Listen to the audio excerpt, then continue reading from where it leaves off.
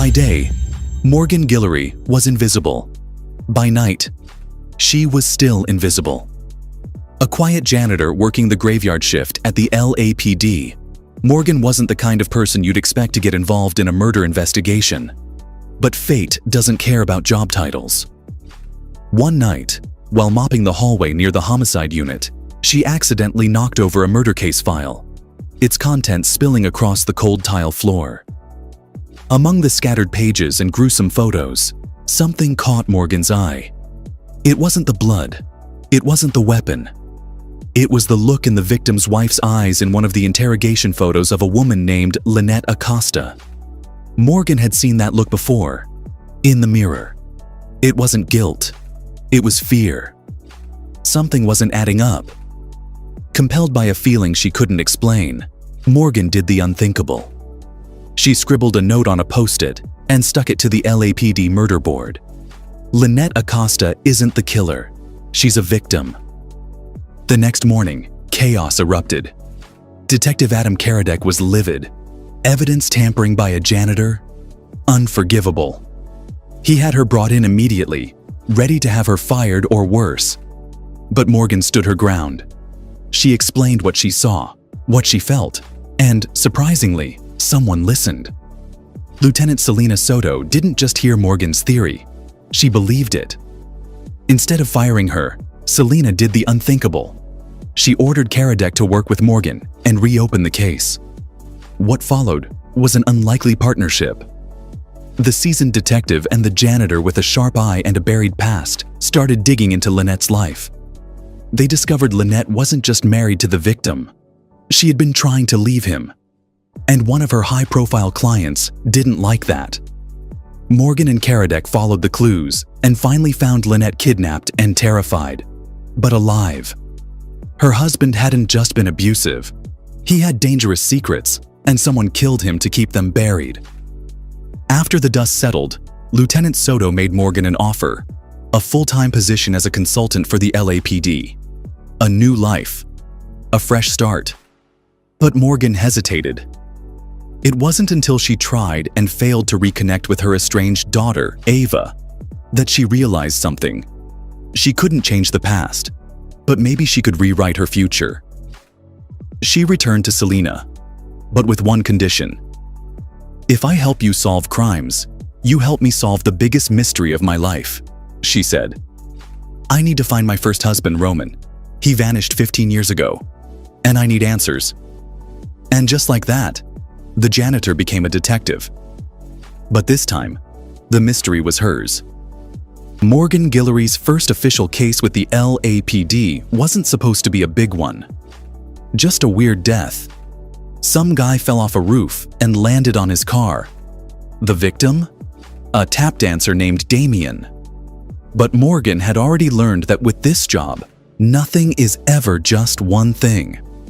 While she and Detective Adam Karadek dug into the dancer's life, a different storm was brewing across town. Lieutenant Mellon, head of the robbery division, approached Selena Soto with a headache of his own. A string of high-end jewelry heists, pulled off with military precision and zero witnesses. Selena agreed to help, and Morgane suddenly found herself juggling more than just one mystery. Back on the homicide, Morgane and Karadek tracked down Damien's dance partner, Roland. Nervous, twitchy, and hiding something. He claimed Damien didn't fall. He was pushed. By a third person, someone they both knew. At first, it sounded like a lie, but Morgane had a gift. She saw through people. Their tone, their hesitation, the silence between their words. She realized Roland was telling the truth, and more than that, he was the real target. Before they could warn him, Roland turned up dead, murdered in a nightclub bathroom just hours after their visit. But Morgane wasn't just heartbroken. She was angry. She studied the club's security footage frame by frame, until the killer's face revealed more than just guilt. Morgane connected the dots, and it hit her like a punch to the chest. The man who killed Roland was also the mastermind behind Lieutenant Mellon's jewel thief cases. 2 crimes, 1 suspect. Selena pulled the trigger. A sting operation was set in motion. Morgane, still reeling from Roland's death, threw herself into the planning. She wanted justice for Roland, for Damien, for everyone who got stepped on by someone who thought they'd never get caught. But outside the job, Morgane's life wasn't so clear-cut. One night, over lukewarm coffee and memories, she told Selena about him. Roman, the man who vanished 15 years ago, the man she once loved, the father of her first child. The last time she saw him, she had sent him out to buy diapers for their baby girl Ava. He never came back. At home, Morgane tried to bridge the gap with Ava. She brought up Roman, hoping their shared talent for drawing and painting could be the start of something. But Ava shut it down. To her, Roman didn't vanish. He walked out, and she never forgave him. But there was one bright moment that week.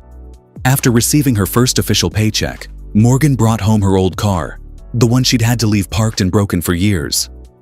Her kids lit up at the sight of it, like it was Christmas. For the first time in a long time, there was laughter. Then Selena gave Morgane the news. Roman's car had been impounded just days after he disappeared. And inside it, still unopened, was a box of diapers. He didn't run away. He meant to come back. And now, Morgane had a new case. One that wasn't written on any whiteboard. One that haunted her every step. She had to find out what really happened to Roman.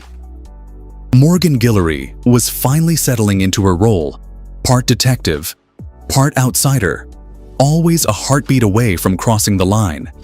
But with every case, every clue, her instincts grew sharper. Her confidence, stronger. But confidence doesn't always sit well with protocol. Their latest case started off simple, a string of small-time cons linked to a smooth-talking rideshare driver. Karadec thought it was straightforward. Follow the evidence, do the paperwork, stick to the manual. Morgane? She didn't believe in manuals. She believed in people and trusting her gut. That difference exploded when Morgane went rogue again, acting on a hunch and nearly getting herself hurt during a sting gone sideways. Karadec snapped right there in the field, in front of half the precinct. "You don't listen. You put yourself in danger and me." For a moment, it was silent. Then Morgane did something no one saw coming. She quit.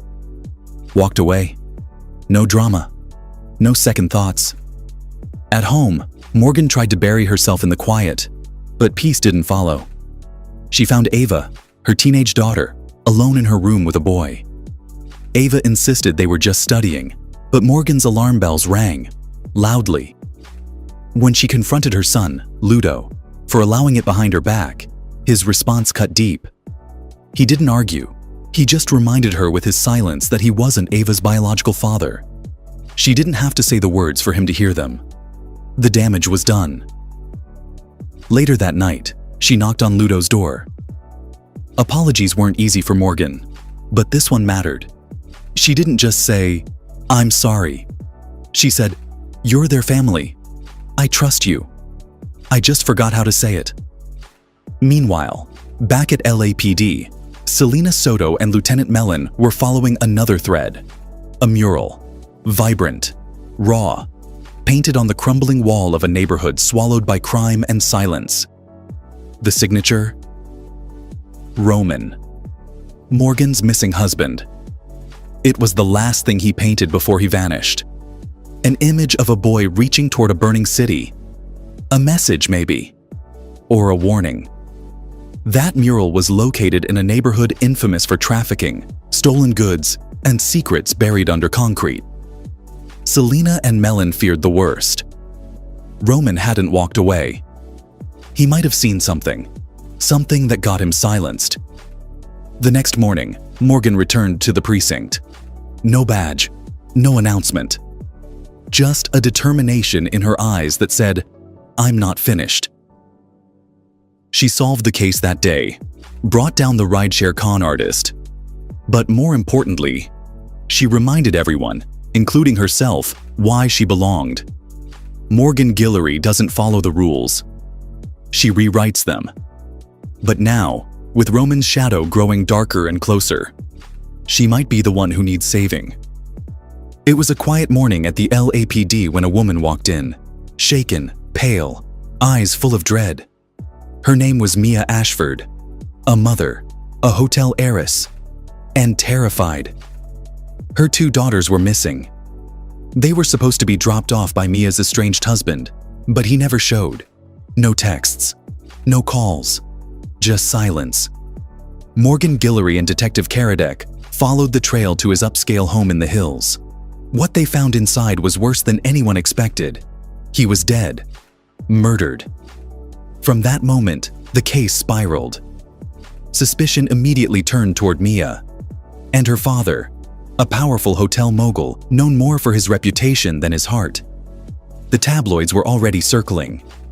Selena and Karadec leaned toward Mia being involved, motive, opportunity, and a history of messy custody battles. But Morgane? She saw something else. Fear, confusion, love. She believed Mia was innocent, and she was willing to fight everyone at the precinct to prove it. When the kidnapper finally reached out, it wasn't for revenge or attention. He wanted money. A ransom demand carefully worded, expertly timed. Still, something didn't sit right with Morgane. The way the kidnapper phrased things. The language felt personal, intimate. She convinced Mia to put her trust in her and Karadec. Together, they followed the trail to an abandoned car, clean, too clean. But Morgane's insomnia-fueled mind saw what others missed. A forgotten photo in the glove box, the smell of a cologne too old to be bought in stores, and the faint, lingering imprint of a uniform's pressed shoulder. That's when it clicked. The kidnapper wasn't a stranger. He was family, or at least he thought he was. He was the family chauffeur, loyal, quiet, and invisible, and in love with Mia. His plan: stage a rescue, play the hero, and win her over. But when her husband got in the way, the plan turned deadly. Morgane shared her theory, and the LAPD moved fast. They found the girls, safe, frightened, but unharmed. When Mia hugged them, her knees buckled in relief. Morgane stood back, watching, exhaling for the first time in days. Because Morgane hadn't been sleeping. Not for days. Karadec noticed first the way she rubbed her eyes and how she flinched at sudden sounds. Selena saw it too, in the slump of her shoulders. The case wasn't the only thing keeping Morgane up at night. It was everything. The missing pieces of her own life. Roman's disappearance. Her daughter's growing distance. The weight of every choice. But that night, for the first time in days, Morgane slept. Not because the world was fixed, but because, just for a moment, she believed it could be. It started with a body. A young veterinarian, smart, compassionate, and well-liked, was found dead in her clinic. The cause: poison. A rare, slow-acting compound absorbed through the skin. Morgane Guillory and Karadec arrived on the scene, ready to investigate. But danger was closer than they thought. While dusting for clues, Morgane noticed Karadec reaching for a container with his bare hands, exactly what the killer wanted. Without hesitation, Morgane did the only thing she could. She tranquilized him. Yeah, she shot him with a dart gun. While Karadec was out cold, and then very, very annoyed when he woke up, Daphne and Oz followed a different trail. The vet's patient list had strange inconsistencies. Missing animals, rehomed exotic pets, all hush-hush. It didn't take long for the pieces to collide. All 4 of them, Morgane, Karadec, Daphne, and Oz, ended up at a strange apartment filled with reptiles, birds, and animals that should have never been there. Whoa, the truth was shocking. The vet had been stealing exotic pets from wealthy clients and selling them on the black market. The reason? She was trying to save enough money to buy a house for her girlfriend. Oz got a confession from the girlfriend's husband, who admitted to helping cover it all up. Case closed, right? Morgane didn't think so. That night, while Karadec went on a rare, awkward date, Morgane couldn't shake the feeling that something was still missing. She dug deeper, quietly, alone. And then, she found it. The vet's son. A child she had been forced to give up years ago when she was just a teenager. That boy? He had been adopted by the girlfriend. Suddenly, the motive shifted. This wasn't about stolen pets or a house. It was about fear. Fear that the vet would want her son back. Fear of losing everything. Morgane confronted the girlfriend. And the mask finally dropped. The killer wasn't trying to protect the lie. She was trying to protect the life she built on it. The vet had just wanted to be close to her son again. And for that, she died. As Daphne and Oz returned the stolen animals to their rightful owners, Morgane went home carrying the weight of another twisted story. One that had everything: love, betrayal, and motherhood. But something else was waiting at home. Morgane noticed something in the bathroom: a bottle of birth control pills. Ava's. Her heart stopped. Every part of her screamed to confront her daughter right now. But Ludo stepped in, gently, calmly. "Wait," he said. "Let her come to you." And for once, Morgane listened. Later that night, she told Ava what she'd found. Ava sighed, tired, frustrated, but honest. "They're not for that," she said. "They're for my skin. My dermatologist prescribed them." Morgane nodded, silently letting out a breath she hadn't realized she'd been holding. Because sometimes, the scariest mysteries aren't the ones with dead bodies and clues. They're the ones that start at home, with the people we love. At first glance, it looked like an open and shut case. A powerful CEO was found dead in her high-rise office the morning after a company celebration. Her body collapsed across the desk. Poison in her system. No signs of forced entry. And just a few feet away, her personal assistant was unconscious on the floor. Hungover, confused, and with absolutely no memory of the night before. The LAPD jumped to conclusions. So did the press. Everyone was ready to slap the cuffs on her. Everyone, except Morgane Guillory. Morgane saw something in the assistant's eyes, a fog of confusion. Yes, but underneath it, a kind of heartbreak that couldn't be faked. She didn't believe the woman was guilty. And when Morgane believes, she fights. Even when Karadec didn't agree. Even when the evidence stacked up against them. The investigation peeled back layer after layer. Office politics, bitter rivals, misused money. A CEO who wasn't exactly beloved, but nothing that cleared the assistant. Oh, until Morgane and Karadec dug up an unexpected lead from footage from a private security feed that had been quietly wiped. It showed what really happened. The CEO had drugged her assistant. But the plan backfired. The assistant fought back, disoriented and terrified. But in that chaos, she survived. The CEO's own scheme had turned on her. And in a cruel twist of fate, she died from the very method she intended to use. The case was closed. Self-defense. The assistant was free. But Morgane, she had something else on her mind. Throughout the week, while pacing through late nights at the precinct, Morgane had found herself in quiet conversations with someone no one ever noticed. Tom, a janitor. Older. Kind. Sharp in the ways that only people who've seen real life tend to be. He didn't talk much at first. Just asked how the case was going, if she was sleeping any better. Over time, they talked about music, regret, kids, loss. It wasn't flirting, not quite, but it was something. So when the dust settled and the case was closed, Morgane didn't say goodbye. She left a note, a phone number, folded under a vending machine coffee cup where she knew Tom would find it. Because for all her instincts, Morgane still believed in hope. Even the quiet kind. It was supposed to be her day off. Morgane Guillory had stopped by the LAPD bullpen with her daughter Ava just to grab something. A quick visit, 10 minutes, tops. But fate had other plans. 2 armed men stormed in. Soldiers, trained, tactical, controlled. They weren't there to rob the precinct. They weren't looking for chaos. They were looking for justice. Their demand was simple: reopen the case of their friend, another soldier, who'd been accused of murder and tossed in prison without a proper investigation. Everyone in the precinct froze: officers, detectives, and even Selena.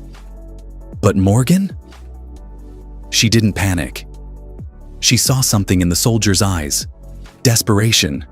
Not malice, not madness. These weren't criminals. They were broken, betrayed by the system they had served. So she did what she does best. She started working the case. From inside the hostage situation, Morgane pored over files, dug through inconsistencies, questioned the timeline, all while keeping Ava calm and everyone alive. Outside, Karadec ran point, chasing down leads and following Morgane's instincts in real time. It was a dance between 2 detectives, one inside the lion's den, the other circling it. And then, Morgane found it. The real killer had ties to a private security firm that operated overseas. The soldier had been framed to protect a corrupt chain of command. Morgane sent Karadec the evidence, and within hours, an arrest was made. The siege ended. No one died. No one got hurt. And the soldier, he got his name back. As the precinct exhaled and the adrenaline faded, Morgane looked over at Ava. She'd stayed brave, stayed strong, just like her mom. The next morning, as the station returned to normal, Melon approached Morgane. He didn't say much, just nodded, and pointed to an empty desk in the bullpen. Her name was already on the placard. Her own desk, a permanent place. A silent thank you. Morgane sat down, looked around the room at the chaos, the chatter, the worn floors, and the cracked coffee machine, and smiled. It wasn't just a desk. It was home. It happened just before sunset. A woman was found on a quiet beach, bloodied, unconscious, and barely clinging to life. Most people thought she was dead. But Morgane Guillory isn't most people. She spotted something aflutter in the chest, a subtle movement, breath. The woman was alive. Barely. As medics rushed her to the hospital, the case officially began. But as Morgane dug deeper, something eerie surfaced. This wasn't a random attack. 2 years earlier, the same woman had lost her boyfriend to a still unsolved murder. On the exact same beach. She had been investigating the cold case on her own, and someone wanted her silenced. For Morgane, it hit too close to home. Another cold case. Another life put on hold by unanswered questions. And just like that, she was pulled back into the ache of her own story.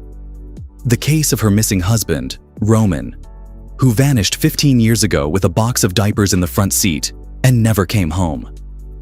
The beach case spiraled into dead ends. Witnesses vanished. Clues contradicted each other. Morgane's frustration boiled over. She even postponed her long-awaited dinner date with Tom, the quiet, steady janitor who'd become something soft in a hard world. Instead, she spent the night in the bullpen, working side by side with Karadec. And together, they cracked it.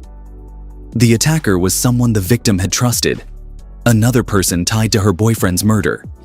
She had been getting too close to the truth. But this time, Morgane made sure she lived to tell it. Case closed. That night, Morgane finally made it to dinner with Tom. Candlelight, laughter, a warm night air that didn't feel so heavy for once. For a moment, she let herself feel normal. But the calm never lasts. Her phone buzzed, a message from Selena. She had a name. Gio Conforth, a black market dealer who had been in contact with Roman before he vanished off the face of the earth. Morgane looked out over the city, her smile slowly fading. The case she really cared about, the one that haunted her every night, had just sparked to life again. And Morgane Guillory? She's not done. Los Angeles woke up to the news of tragedy. A beloved sportscaster, instantly recognizable and larger than life, was struck down in a cold, calculated hit and run. The car? A sleek British racing model. Rare, expensive, and weaponized. Morgane Guillory and the team were on the case. The question wasn't just who killed him, but who owned the car. And why had someone turned a high-performance vehicle into a murder weapon? As the investigation twisted through celebrity secrets, stolen vehicles, and motorsport enthusiasts with dark pasts, Morgane's own story took a detour of its own. She ran into Tom, the janitor who once made her laugh during the long nights, who once made her think she could be happy again. But this wasn't a romantic moment. Tom was leaving. He'd been accepted into a nursing program in San Diego. It was the right decision, a good one, for him. But it still broke something in Morgane. They said goodbye without drama, without tears, just the quiet understanding that some chapters end, even if they were never quite finished. Back at the precinct, Selena was making moves of her own. She'd tracked down Gio Conforth, a known black market dealer with a criminal record, and an offer. He'd give Morgane information about Roman's disappearance, in exchange for a reduced sentence for his nephew. Selena looped in Karadec, asking him to work his legal magic on the DA. He did it for Morgane, because whatever else they are, they're partners, and he's never stopped believing in her cause. Days passed. The team solved the hit and run, an act of revenge tied to old grudges and deeper betrayal in the sportscaster's inner circle. Another case closed. Another name cleared. Oh, but Morgane wasn't done. Conforth reached out again. He said he was leaving town for a few days, but promised to follow through with information about Roman. Morgane didn't buy it. Not fully. She'd been lied to before. She'd been strung along by false hope. But then he said something. Something he wasn't supposed to know. He told her Roman always talked about his Rams. R-A-M. Roman, Ava, and Morgane. It was a nickname no one else had ever heard, a secret only she and Roman shared. Morgane froze. Her hands trembled. Her voice didn't. This man knew Roman. And now, the hunt wasn't cold anymore. It started with a scream. Early morning, a quiet LA playground. A nanny named Tara is found at the foot of a children's slide, lifeless, twisted, and gone. At first, it seemed like a tragic accident, a slip, a fall. But Morgane Guillory knew better. One look at the body, one bruise too many, blunt force trauma to the head.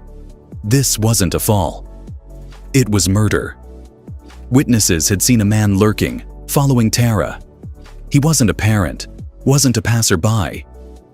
He was hunting. The man turned out to be Chuck, a private investigator and former colleague of Detective Karadec. Chuck wasn't shy about it. He admitted he'd been hired to tail Tara by Brent Lewis, one of the parents she worked for. But why? Brent had received a series of alarming Facebook posts, warnings, photos, claims from a concerned mother that Tara was dangerously unstable and a threat to the children in her care. The internet did what it always does. It spread the fear like wildfire. But Morgane smelled a setup. Digging deeper, she discovered the concerned mother never existed. The account was fake. Behind it was Oksana, a Russian nanny, sharp, professional, and secretly burning with jealousy and spite. Tara had replaced Oksana's close friend at another family's home. That was all it took. Oksana created an online ghost, weaponized lies, and destroyed Tara's reputation, one post at a time.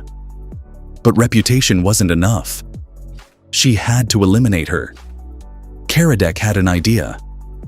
He played the nanny world's biggest fear back against them and told them their homes had hidden nanny cams. watched their reactions, waited for guilt to bloom. And bloom it did. Oksana cracked. The truth spilled out like poison, jealousy disguised as concern, and sabotage disguised as protection. And one innocent woman dead. All because of a whisper campaign and a lie made viral. The playground. It became a crime scene, but also a symbol. That even in places built for children, darkness can creep in under the surface, hidden behind smiles, behind likes, behind filters and fake names. Imagine this: a powerful, wealthy man, George Donovan, lying on his deathbed, finally ready to confess a terrible secret. On camera, he admits to killing his own son-in-law, Barry Johnson, by pushing him down the basement stairs, breaking his neck. It sounds like closure, right? But for Lieutenant Selena Soto, who first investigated Barry's death over a decade ago, something didn't sit right. She'd always suspected this was more than just a tragic accident or a simple confession. She had a nagging feeling this was about a drug deal gone wrong, something she never chased hard enough, and she regretted it. So Selena, with Morgan and the team, reopened the case. What they uncovered was chilling. Barry hadn't died from a fall down the stairs. He had been electrocuted in the shower. And the blood on George's clothes. It wasn't from the stairs. It was from Barry's death in that shower. Someone had tried to hide the truth by dumping Barry's body down the laundry chute, literally disappearing him into the shadows of the Donovan mansion. As they peeled back the layers, a darker family secret came to light. Barry had been abusive toward his wife, Heather. The night he died was no exception. A furious argument erupted in the house. Barry stormed off, and the stage was set for what happened next. And here's the twist you won't see coming. It wasn't George who killed Barry. It was Cody Barry's own son. In a desperate bid to protect his mother, Cody grabbed a hairdryer, used it to electrocute his father in the shower, and then hid the body by sending it down the laundry chute. He even staged the scene to look like Barry had been drinking in the sauna, hoping to mislead the police. Because Cody was just a kid, the law treats him differently. He'll be tried as a minor, which means a reduced sentence. But no amount of law can erase the pain, the fractured family, and the long-buried truths that finally came out of the shadows. This wasn't just a case about murder. It was a story about protection, betrayal, and the terrible price some families pay when secrets fester too long. When tech mogul Anson Pierce suddenly collapses, poisoned by a mysterious toxin, the LAPD team is called in to unravel the deadly mystery. But this case isn't just another routine investigation. It pulls them into a tense partnership with the FBI and a blast from the past. Ronnie, Detective Karadek's former partner. Right away, sparks fly. Morgan and the FBI don't see eye to eye, and tensions run high. But Karadek steps in, convincing Ronnie to give Morgan access to the evidence. It's a risky move, and it pays off. Morgan spots a crucial clue that points them to Kenneth Sutton, a toxicologist with a heartbreaking connection to the case. His daughter had tragically taken her own life after being relentlessly cyberbullied on Anson's popular app. When they question Kenneth, he panics and tries to escape, but fate intervenes, and he falls to his death. The team digs deeper, uncovering a dark secret. One of Anson's own security guards was helping Kenneth. This guard had been dating Kenneth's daughter, adding a painful layer of betrayal and grief. During the investigation, Karadek opens up to Morgan about the past, how Ronnie had walked away after they were both framed as corrupt cops, and how Karadek fought to clear their names. It's a moment of reconciliation.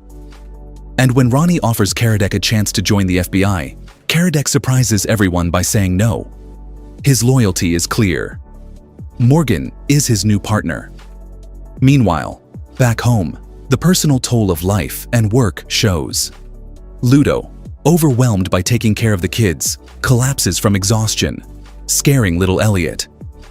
Morgan steps in, comforting both of them, reminding us all that sometimes strength is in leaning on each other.